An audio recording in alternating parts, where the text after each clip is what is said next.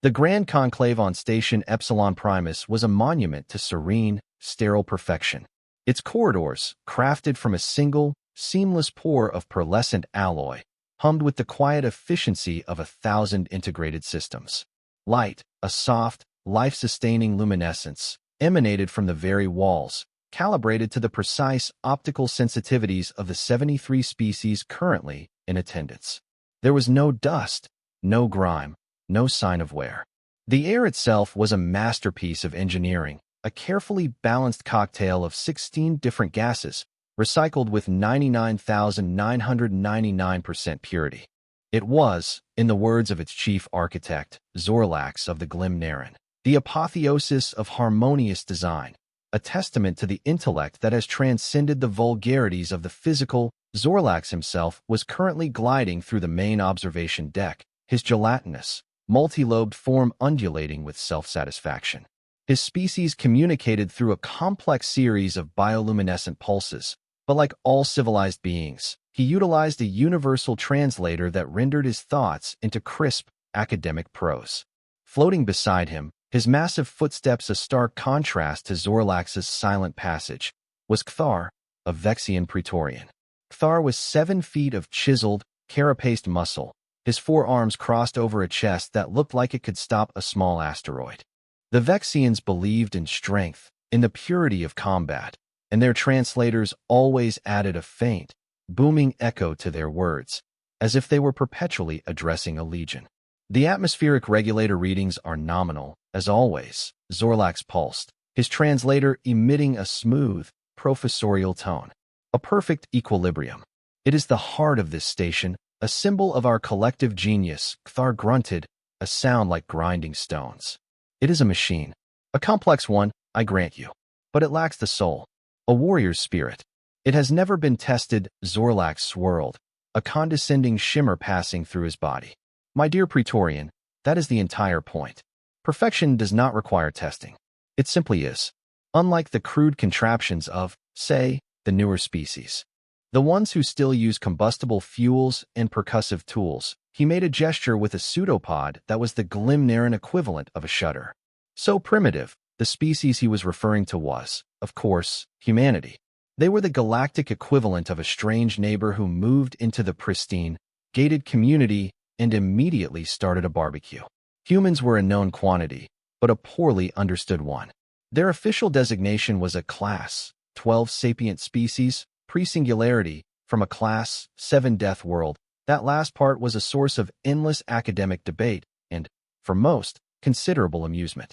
The idea that a sentient species could evolve on a planet with such violent tectonic activity, a chaotic weather system, liquid water oceans prone to tsunamis, and a biosphere where nearly everything was actively trying to poison, bite, or parasitize everything else, was seen as a statistical absurdity. Consequently, humans were not taken seriously. They were considered fragile, soft-skinned bipeds with a bizarrely high tolerance for G-forces and an even more bizarre penchant for social bonding rituals involving fermented grain and cooked animal flesh. Their technology was a hodgepodge of elegant theory and brutish application, full of redundant systems and manual overrides. It was messy. It was loud. It was, in a word, undignified. I hear they have assigned one to the Engineering Oversight Committee this cycle, Kthar rumbled, his gaze fixed on the star-dusted void beyond the viewport. Jake, what a clumsy-sounding designation. It lacks the gravitas of a name like Kthar Gishtol the Unbroken. It is a sign of the Council's misguided policy of inclusivity, Zorlax pulsed dismissively. They believe every species, no matter how rudimentary, deserves a voice. We are expected to accommodate this, human, and pretend his input has value. He is likely to be overwhelmed by the sheer elegance of our systems. I have reviewed his file. His species still uses physical keys to secure their dwellings. Can you imagine? Little serrated pieces of metal. It's like a cosmic garage sale of anxiety. The conversation was cut short by the arrival of the being in question. Jake entered the observation deck, and he was everything the aliens expected and less. He was of average height for his species, with a smattering of brown hair and a face that was utterly, profoundly unremarkable.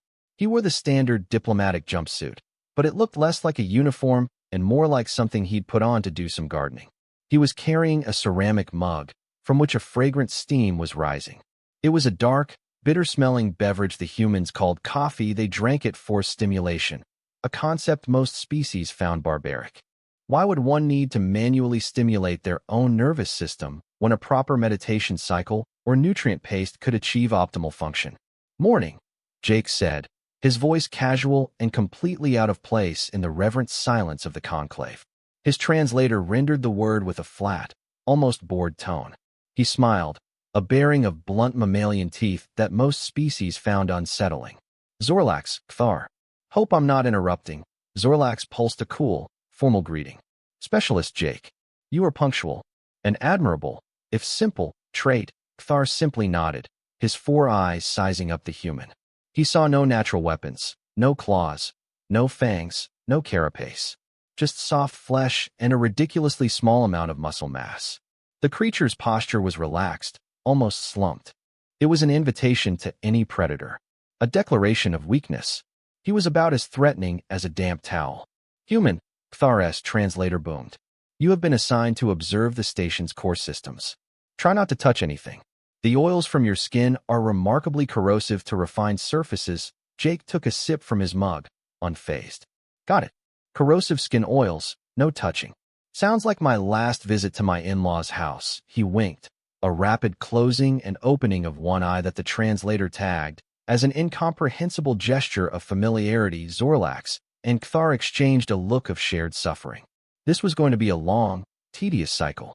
They began their tour, gliding through the pristine corridors, Zorlax explaining the marvels of the station's technology with the patient air of an adult teaching a toddler about quantum mechanics.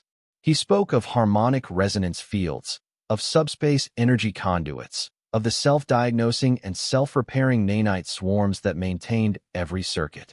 "The station is, for all intents and purposes, a living organism," Zorlax explained, gesturing with a pseudopod towards the main engineering nexus. "It is self-sufficient, self-regulating. The concept of systemic failure is a statistical impossibility, a relic of a less enlightened age." Jake nodded, peering at a conduit. "Right. So what happens when the impossible happens?" The question was so fundamentally stupid to Zorlax that he had to pause and recalibrate his translator. "It does not. That is the meaning of impossible. The system is perfect, nothing's perfect," Jake said cheerfully, taking another sip of coffee. "Back home, we have a saying, anything that can go wrong will go wrong. We call it Murphy's Law. We've got a whole section of engineering dedicated to it." Kthar snorted, a blast of hot air from his respiratory slits. "Your species codifies its own incompetence into a law. How typical. Vexian engineering does not go wrong, it conquers." It was at that precise moment that the universe decided to display its profound sense of irony. A low, discordant hum began to vibrate through the deck plates, a sound no one on Station Epsilon Primus had ever heard before. The soft, ambient light in the walls flickered, turning a sickly shade of yellow. Red alert glyphs, symbols used for centuries, began to flash on the bulkheads. A synthetic voice, calm and utterly terrifying in its dispassion, echoed through the corridor. "Warning. Atmospheric Regulator Unit 7 is experiencing a cascade failure. Primary life support integrity is compromised." Automated maintenance protocols engaged. Zorlax froze mid-pulse. His entire body went rigid, a quivering pillar of disbelief. Kthar instinctively dropped into a combat stance, his 4 hands clenching into fists. This was not possible. This was a drill. It had to be. But the hum grew louder, and the air began to feel thin, stale. A large holographic display shimmered into existence in the center of the room. It showed a complex schematic of the atmospheric regulator, with a large, angry red icon flashing over a central nexus. Below it, in stark, universal script, were 2 words that sent a wave of cold dread through every non-human present. Maintenance failed. Panic, a concept as alien to the station as dirt, began to set in. Zorlax rushed to a console, his pseudopods flying across the holographic interface. Impossible. The nanites should have rerouted power and repaired the damaged matrix instantly. The diagnostic is not responding. Kthar paced the room like a caged beast. What does it mean, failed? Machines do not fail. They are broken. Who has broken our machine? He looked accusingly at Jake, who had not moved. The human was just standing there, looking at the flashing red icon with a thoughtful expression. He took a slow, deliberate sip from his mug. The calm was so profound, so out of place with the rising tide of hysteria, that it was more unsettling than any scream. He seemed interested, mildly inconvenienced, perhaps, like a man who discovered his favorite television show had been preempted by a presidential address. Well, Jake said, lowering his mug. Looks like Murphy came to visit. The air was getting thinner now, and a cold sweat was beginning to form on Kthar's carapace. The Glimnarin's bioluminescence was flickering erratically, a sign of extreme distress. He was babbling at the console. The failsafes have failsafes. The backups have backups. This is a logical paradox. The system cannot fail because the definition of the system includes the inability to fail. His translator was starting to sound shrill, like a deflating balloon. Jake walked calmly over to the console, peering over Zorlax's quivering shoulder. He studied the schematic for a moment, his head tilted. The diagram was a dizzying web of energy flows and component statuses, all flashing red. The central error message pulsed with a steady, damning rhythm. Maintenance failed. Reason, unknown systemic anomaly. Manual override unavailable. An unknown anomaly, Zorlax wailed. How can it be unknown? We know everything. Yeah, that's usually what they say, Jake muttered. He looked around the pristine engineering bay. Everything was sealed behind flawless alloy panels. There were no access hatches, no visible wiring, no manual controls. It was the epitome of clean design and the height of practical stupidity. So, where's the actual machine? Zorlax gestured a trembling pseudopod towards a large, featureless wall. The regulator is housed within the primary bulkhead. It is shielded, isolated. It is not meant to be accessed. It maintains itself, right? The self-maintaining machine that's currently failing to maintain itself, Jake said, his tone dry. He walked over to the wall and placed a hand on it. It was vibrating, the discordant hum more intense here. Okay, so the computers locked you out and the nanobots have gone on strike. What's the plan, fellas? Kthar slammed a fist against a nearby support column, leaving a sizable dent. The plan is to meet our end with honor. Not choking on stale air because a machine has lost its mind. That's one option, I guess. A little dramatic for my taste, Jake said. He pressed his ear against the bulkhead, closing his eyes. He stood like that for a full 30 seconds, while the station's warning system escalated its alerts. The synthetic voice was now counting down. Atmospheric pressure dropping to critical levels. All non-essential personnel evacuate. Evacuation is not possible. Station lockdown protocol active. Zorlax had slumped into a puddle of despair. We are doomed. Doomed by our own perfection. Jake straightened up, a strange look of recognition on his face. I've heard that noise before, he said, mostly to himself. The off-kilter resonance, the slight catch in the cycle. It's like an old washing machine with a bad bearing. He turned to the two panicking aliens. All right, I need a tool. Something heavy, solid, with a good bit of focused mass on one end. A mallet, a heavy wrench. You guys have a hammer? The request was so absurd it momentarily shocked Zorlax out of his stupor. A hammer, his translator squeaked. You wish to strike the machine? It is an act of supreme heresy. Kthar roared, though it was tinged with a new note of confusion. You would use brute force on a system of such delicacy? Percussive maintenance, Jake corrected him calmly. It's a diagnostic tool. And sometimes, a solution. The computer's stuck in a logic loop. The nanites are probably getting conflicting orders, so they've all just shut down. You need to reset the system. A hard reset. And since the console is locked, we're going to have to do it the old-fashioned way. He looked around, his eyes scanning the room. No hammer? Okay. Anything dense? A portable gravity anchor? A ceremonial Vexian honor scepter? Kthar stared, his forearms hanging limp. The human was not afraid. In the face of certain death, surrounded by the failure of technology millennia beyond his own, he was troubleshooting. He was treating the heart of the station like a stubborn piece of farm equipment. The sheer, unadulterated audacity of it was breathtaking. There are no such primitive implements on this station. Zorlax managed to pulse. We do not. Hit things, Jake sighed, a puff of air that was becoming increasingly visible in the cooling atmosphere. Figures, he glanced down at his own hands, then at Kthar. An idea lit up his eyes. Hey, big guy. You. Come here. Kthar took a hesitant step forward. What do you want, human? Your fist, Jake said, pointing at the Vexian's massive, rock-like hand. That'll do. I need you to hit this wall. Right here, he tapped a specific spot on the vibrating bulkhead. Not too hard, not too soft. You're not trying to break it. You're just trying to jostle it. Think of it like burping a baby. The analogy was utterly lost on the Vexian warrior, but the instruction was clear. Kthar looked from Jake's calm, expectant face to the wall, then back again. This was madness. This was the desperate act of a primitive mind. But it was also the only suggestion that had been made. His own solution was to die honorably. The human's was to punch the wall. In a strange way, he preferred the human's plan. You are certain of this, human? Kthar rumbled, flexing his chosen fist. It was the size of Jake's head. Reasonably, Jake said with a shrug. What's the worst that could happen? It breaks more. It's already pretty broken, that, Kthar had to admit, was sound logic. He drew back his arm, channeling millennia of warrior instinct into a single, controlled motion. He was aiming for the precise spot the human had indicated. He was not trying to shatter reality. He was trying to burp the baby. He struck the wall. Thunk. The sound was solid, final. For a single, heart-stopping moment, nothing happened. The red lights still flashed. The warning voice still droned. The hum continued. A little to the left, Jake said, as if he were directing a picture hanger. And a bit harder this time. Put some shoulder into it, Kthar glared, but complied. He adjusted his stance, took a breath, and struck the wall again, a handspan to the left of the first impact. Whump. This time, the effect was instantaneous and dramatic. The discordant hum abruptly stopped, replaced by a smooth, powerful thrum.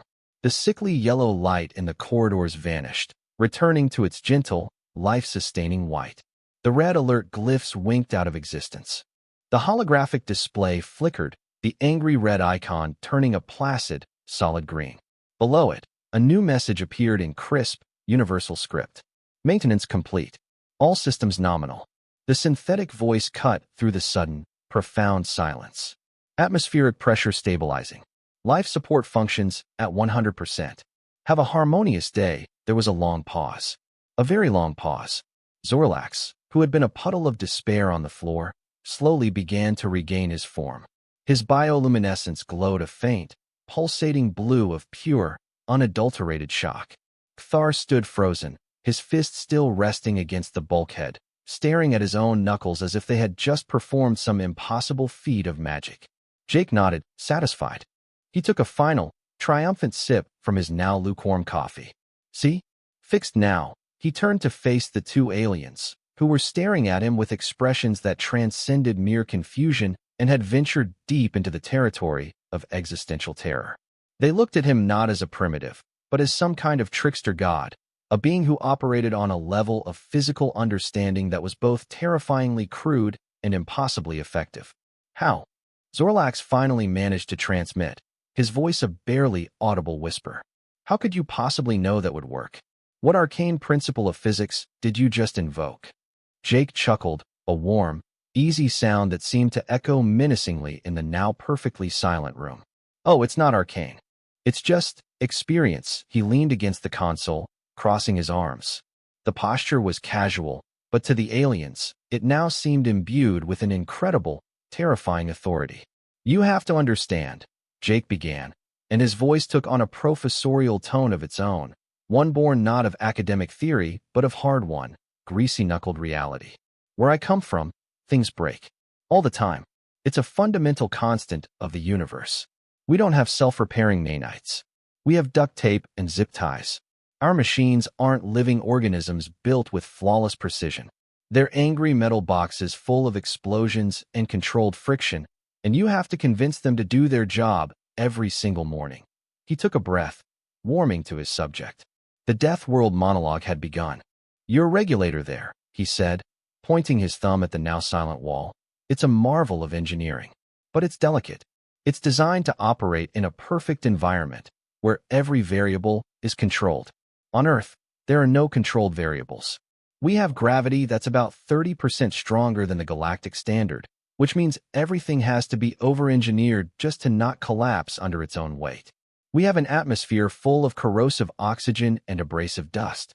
We have weather that can go from a pleasant sunny day to a hurricane trying to tear your house apart in the span of a few hours. Zorlax and Kthar listened, rapt.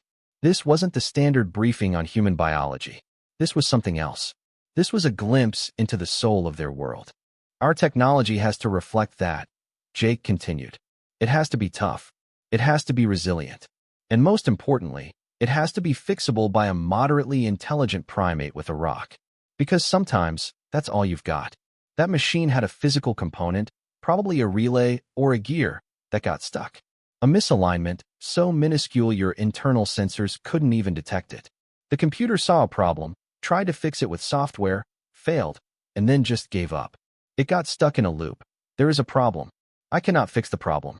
Therefore, there is a problem. It never occurred to it that the solution might not be a line of code, but a good, solid whack. He pushed himself off the console and started to pace. We call it kinetic recalibration or percussive maintenance. It's step 1 in half the repair manuals ever written. Your toaster isn't working? Smack it on the side. Your remote control is dead? Slap it against your palm. Your car won't start? You get out and you kick the tire. It doesn't always work, of course, but it's a diagnostic. The sound it makes when you hit it tells you what might be wrong. Is it a rattle? A thud? A crunch? That sound is data. Your perfect machine made a sound, an ugly, grinding, rhythmic sound. It was the sound of something physical being slightly out of place.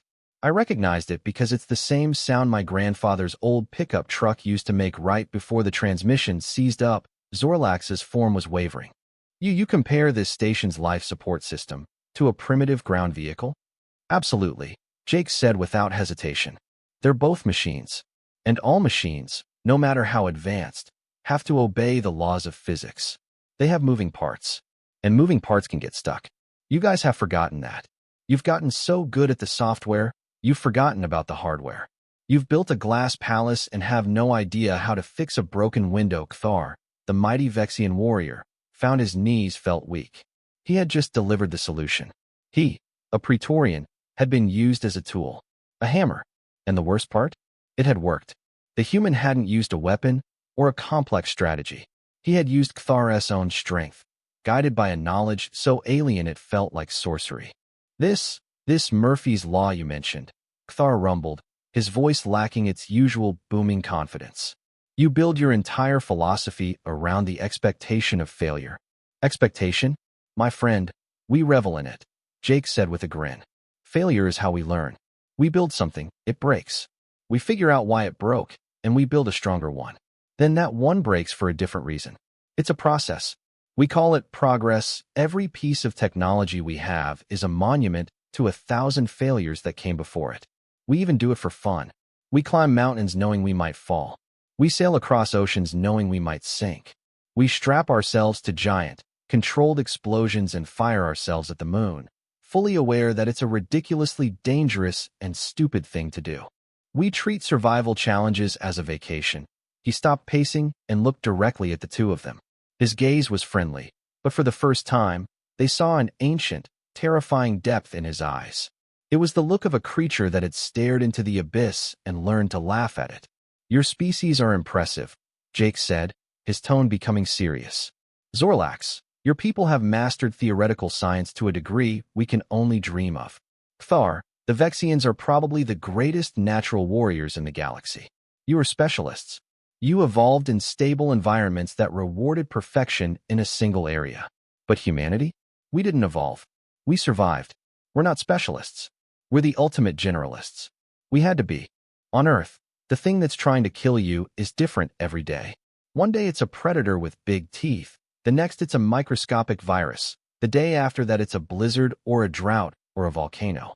We couldn't afford to perfect one response. We had to learn how to be pretty good at everything. We had to learn to adapt. To improvise, he pointed a finger at the wall. That's what that was. Improvisation. My brain isn't better than yours, Zorlax. My body isn't stronger than yours, Kthar.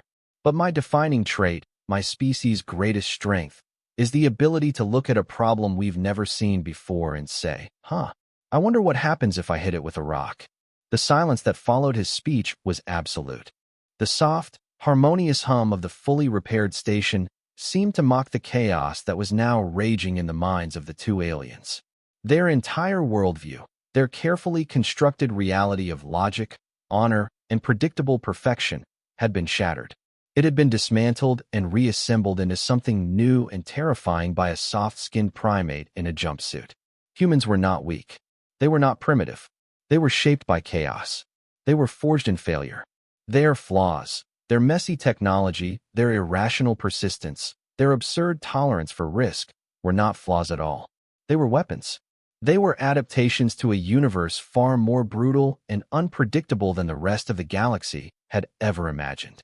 Being consistently underestimated wasn't a handicap. It was their single greatest strategic advantage. Zorlax felt a new kind of data processing in his mind, a cold, recursive logic that was far more terrifying than the station's error loop. If this one, average-looking human could diagnose and repair a catastrophic failure in their most advanced system with a simple observation and a borrowed fist, what were their military strategists capable of? What horrors of asymmetrical thinking could their engineers unleash? What if their primitive combustion engines and projectile weapons weren't a sign of backwardness, but a deliberate choice? A choice for technology that was simple, reliable, and worked even when covered in mud and half-broken. Technology that could be fixed with a hammer. Thar, for his part, was reevaluating his entire concept of strength. He had always believed strength was in the carapace, the claw, the perfectly executed strike. But the human had shown him a different kind of strength. The strength to remain calm in the face of annihilation. The strength to see a solution where others saw only an impasse. The strength to wield not just a weapon, but the wielder himself. The human had looked at Cthar, a Vexian Praetorian, the pinnacle of martial evolution, and had seen a useful tool, a well-weighted hammer. The thought was so profoundly humiliating and, simultaneously, so deeply awe-inspiring that he didn't know if he wanted to kneel or run. He felt a tremor in his hand, the one that had struck the wall, and for the first time since he was a hatchling, he felt a sliver of genuine fear. He looked at Jake, who was now stretching his arms over his head with a casual yawn. The human looked utterly relaxed, as if he had just finished some light paperwork. The crisis was over, the station was saved, two of the galaxy's most elite minds were having a complete systems crash of their own, and he looked like he was ready for a nap. The sheer psychological fortitude was incomprehensible. Jake finished his stretch and clapped his hands together once. A sharp, sudden sound that made both aliens flinch. All right then.